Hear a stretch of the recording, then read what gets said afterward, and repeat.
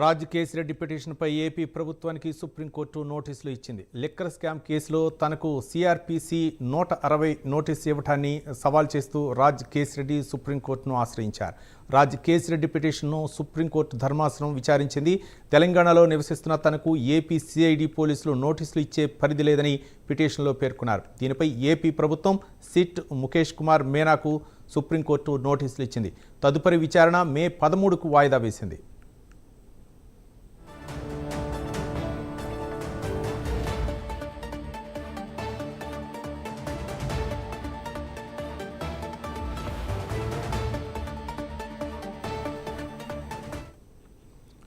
దీనిపై పూర్తి సమాచారం మా కరెస్పాండెంట్ చంద్రశేఖర్ ఫోన్ లైన్లో అందిస్తారు. చంద్రశేఖర్,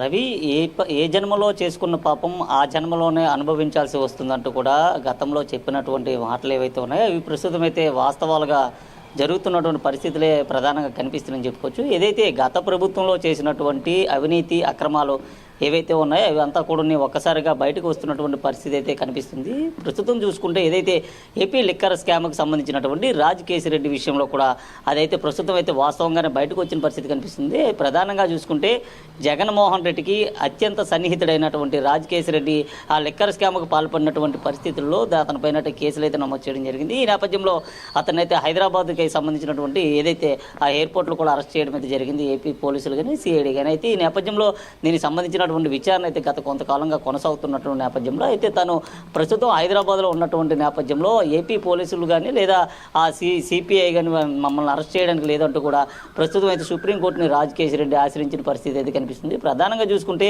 తను ఏదైతే లిక్కర్ స్కామ్లు పాల్పడినటువంటి ఘటనలు ఏవైతే ఉన్నాయో ఈ లిక్కర్ స్కామ్లకు సంబంధించిన దానిపైన దర్యాప్తు అయితే కొనసాగుతుంది. దీనికి సంబంధించినటువంటి సిట్ను కూడా ఏపీ ప్రభుత్వం అయితే నియమించినటువంటి పరిస్థితి ఉంది. ఈ నేపథ్యంలో దర్యాప్తు అయితే వేగవంతం అవుతున్న నేపథ్యంలో గత 2 సార్లు కూడా దర్యాప్తుకు సహకరించినటువంటి ఆయన ప్రస్తుతం అయితే ఆ సిఆర్పిసి కింద ఇచ్చినటువంటి నోటీసులకు అయితే సవాల్ చేస్తూ సుప్రీంకోర్టును అయితే ఆశ్రయించారు. ఈ నేపథ్యంలో సుప్రీంకోర్టులో దానికి సంబంధించినటువంటి నోటీసును అయితే ఇవ్వడం అయితే జరిగింది. ప్రధానంగా చూసుకుంటే ఏదైతే ఆ ఏపీ ప్రభుత్వం తనని వేధిస్తుందంటూ కూడా నోటీసులో పేర్కొన్నట్లు తెలిసింది. ముఖ్యంగా చూసుకుంటే దానికి సంబంధించినటువంటి విషయం ప్రస్తుతం తన తెలంగాణలో ఉన్న నేపథ్యంలో ఏపీ పోలీసులు ఏ విధంగా అరెస్ట్ చేస్తారంటూ కూడా సవాల్ చేసిన పరిస్థితి కనిపించింది. ఈ నేపథ్యంలో దీంతో ఆ రాజ్ కేసిరెడ్డి అయితే సుప్రీంకోర్టును ఆశ్రయించినటువంటి ఆ పరిస్థితుల్లో సుప్రీంకోర్టు కూడా అయినటువంటి ఏదైతే విజ్ఞప్తి ఉందో ఆ విజ్ఞప్తిని అయితే పరిశీలించిన పరిస్థితి కనిపిస్తుంది. ప్రధానంగా చూసుకుంటే రాజ్ కేసిరెడ్డి చేసినటువంటి కొన్ని కీలక అంశాలను అయితే పరిగణలో తీసుకున్నటువంటి సుప్రీంకోర్టు ఈ నెల 13వ తేదీకి అయితే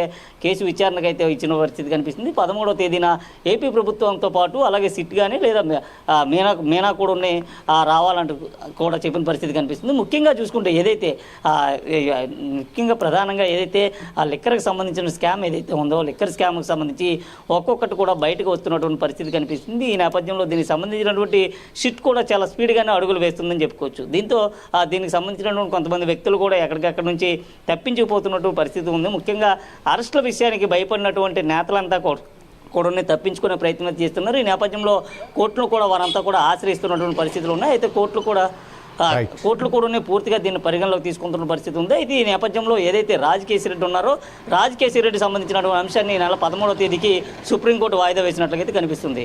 Ravi, right, thank you Chandrasekhar.